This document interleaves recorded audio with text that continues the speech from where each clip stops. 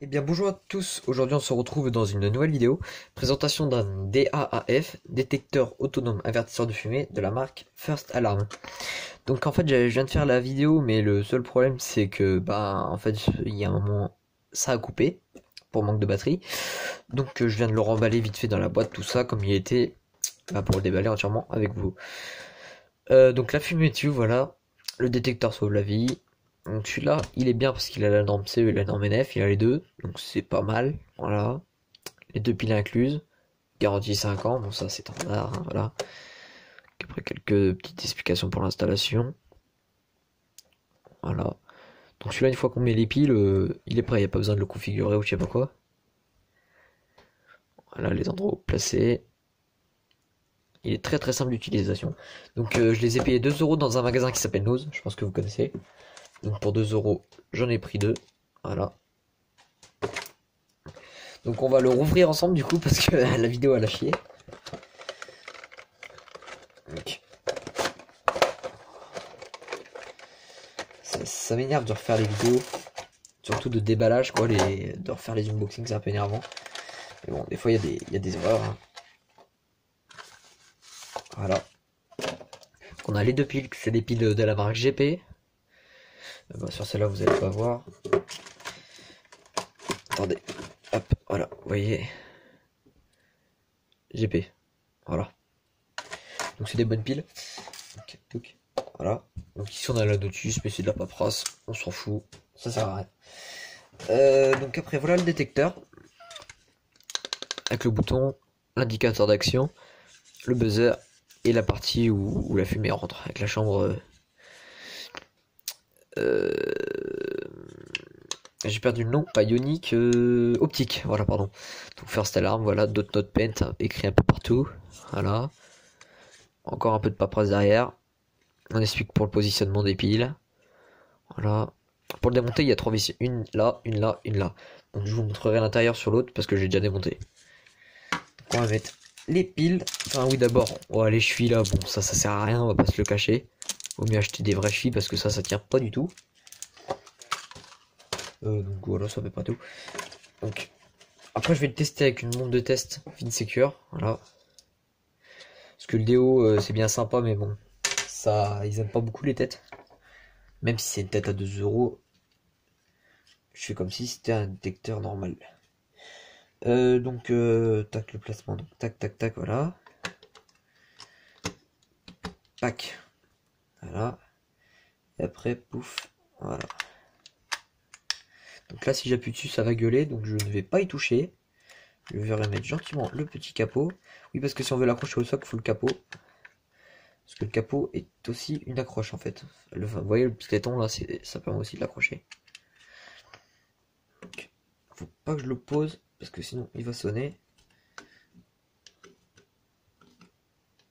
Voilà, c'est bon, il a assez vissé. Donc après sur son socle, voilà, on le positionne comme ça.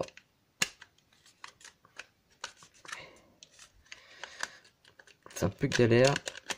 Voilà, voilà. Et après on fait un quart de tour. Donc, ouais, là il tient bien à son socle. Voilà. Donc je vais le tester avec la bombe comme je viens de vous dire. Donc je vais mettre le détecteur là et je vais le projeter à quoi, 30 ou 40 cm, ouais.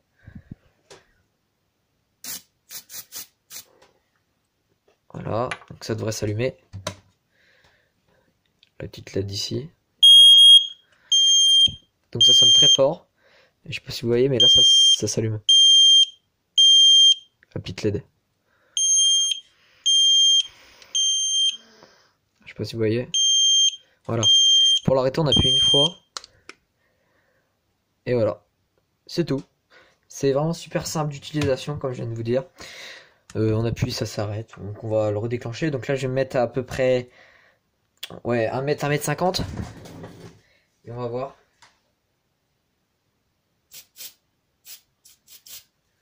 Voilà, je mets mon doigt dessus pour pas qu'il sonne trop fort dans la maison. Parce qu'il est un peu tard. On va voir.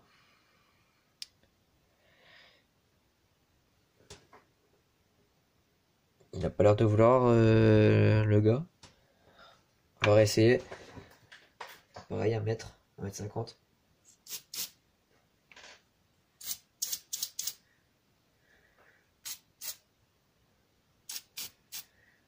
Je me permets d'en mettre beaucoup parce que c'est un détecteur autonome, donc je peux enlever les piles.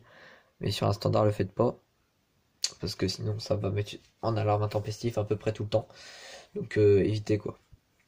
Évitez. Mais pourquoi il sonne pas là? Je ne comprends pas pourquoi il sonne pas en fait. C'est un peu... Putain si. Et si là il sonne. Arrête-toi. Ah là c'est bon. Ah si il a sonné mais en fait il avait besoin d'un peu de temps je crois bien. On va faire un test à peu près à 2 mètres. Pour voir s'il est assez précis on va dire, assez sensible pardon. Donc là je suis à peu près 2 m 50 quand même.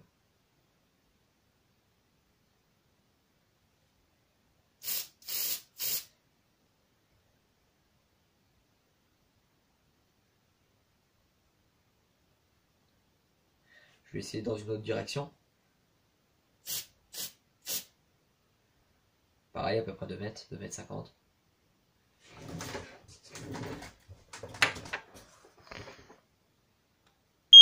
Ah! Voilà, donc il est assez sensible quand même, comme vous pouvez le voir. Mais il faut le temps que la chambre le détecte tout simplement. Ouais, donc franchement, c'est un bon détecteur niveau rapport qualité-prix. Là-dessus, j'ai rien à dire, franchement, ça va, il est pas mal.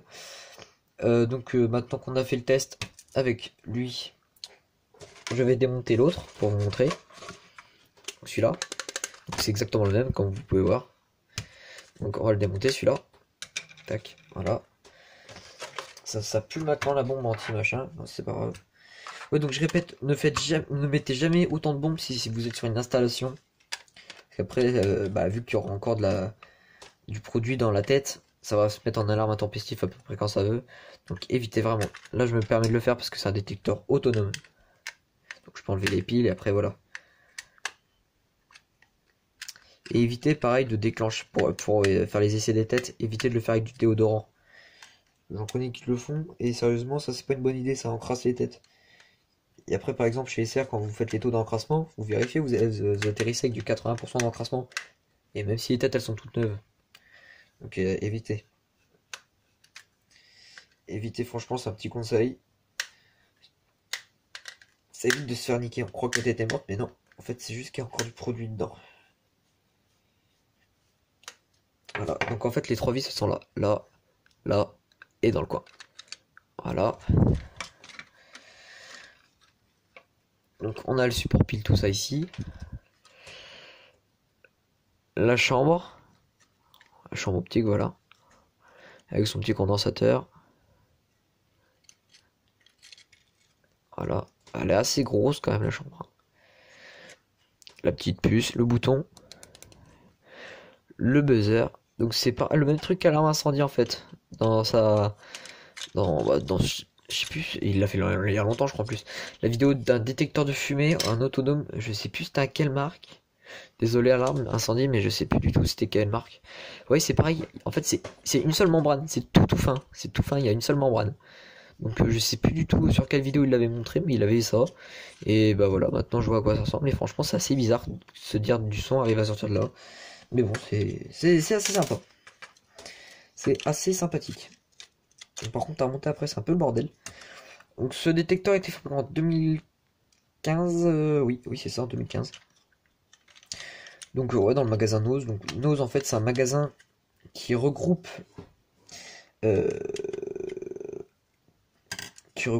comment je pourrais vous dire, tout ce qui est alimentaire, enfin un peu tout quoi en fait. Quand il y a des magasins qui font faillite ou qui ont des par exemple s'il y a un incendie dans un bâtiment et que la nourriture est encore bonne, bah, ça part dans des magasins comme ça. Des fois ça part dans des associations tout ça et des fois ça part dans des magasins comme Nose. Donc là ce que j'ai compris c'est un magasin type Conforama tout ça qui a pris feu dans le nord de la France. Et bah du coup le matériel a été rapatrié. dans ce magasin Nose, sachant que ces détecteurs étaient à 16 euros. Et là, je les ai payés 2 euros pièce. Donc autant vous dire que c'est assez intéressant. Au début, il n'y avait pas le prix d'affiché, j'ai été voir en caisse. Je leur ai demandé le prix. Ils m'ont dit 2 euros, j'en ai pris 2. Je voulais en prendre plus, mais bon, après, ça sert à rien. Pour vous dire, dans ma maison, moi, des détecteurs autonomes, j'en ai même pas. J'ai une type 4, ça marche mieux. C'est plus fiable. Dans mon tournevis, qui franchement est un peu merdique. Voilà. Ah, c'est bon. Maintenant, on peut replier la languette. Donc, ces détecteurs, ils sont assez connus quand même. Je pense que vous en avez déjà vu. Pourquoi ça se ferme pas? Voilà. Ouais, donc c'est des détecteurs qui sont assez connus. C'est une marque qui est assez connue. On en voit souvent dans les magasins de bricolage, en lot 2 notamment. Brico Dépôt, ils sont en lot 2, ils sont même pas en individuel. Bon, ça, après, c'est Brico Dépôt, ils font toujours des trucs un peu bizarres. Hop. Voilà. Voilà. Donc, des bons petits détecteurs, quoi. Peut-être enlever les piles dessus là tout à l'heure. Donc voilà, donc merci à tous d'avoir regardé cette petite vidéo présentation, j'espère qu'elle vous aura plu. Présentation et test, pardon. Donc, oh putain, ouais, elle est longue, elle est 12 minutes. Oh, ça change un peu des longues vidéos. Donc bah merci à tous d'avoir regardé, n'hésitez pas à liker, commenter, à me dire ce que vous en pensez dans les commentaires. Et on se dit à plus, allez, ciao les potos.